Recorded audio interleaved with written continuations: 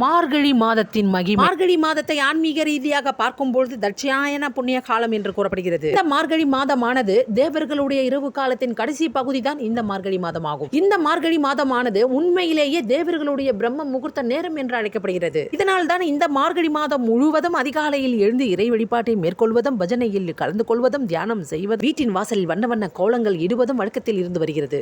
மார்கழி மாதம் முடிந்த பிறகு உத்தராயண புண்ணிய காலம் துவங்கி தேவர்களின் பகல் காலம் துவங்கிவிடும் என்று சொல்லப்படுகிறது. இந்த மார்கழி மாதத்தை அறிவியல் ரீதியாக பார்க்கும் பொழுது பூமிக்கு மிக மிக அருகில் ஓசோன் மண்டலம் வரும் காலம்தான் மார்கழி மாதமாகும். அதனால் தான் இந்நேரங்களில் 70-80 தூய்மையான காற்றை சுவாசிப்பதற்கும், உடல் ஆரோக்கியத்தை மேம்படுத்துவதற்கும், நோய் எதிர்ப்பு சக்தியை அதிகரிக்கவும் உதவும். அதனால்தான் மார்கழி மாதம் முழுவதும் சூரியன் உதயத்திற்கு முன்பாகவே எழுந்து நீராடி பிரம்ம முகூர்த்தத்தின் இறை வழிபாட்டை மேற்கொள்வதும், அதிகாலையில் எழுந்து வீட்டின் வாசலில் பெரிய வண்ண வண்ண கோலங்கள் இடுவதும், பஜனையில் ஈடுபடுவதும், கோவிலுக்கு செல்வதும் வழக்கமாக கொண்டிருக்கின்றன.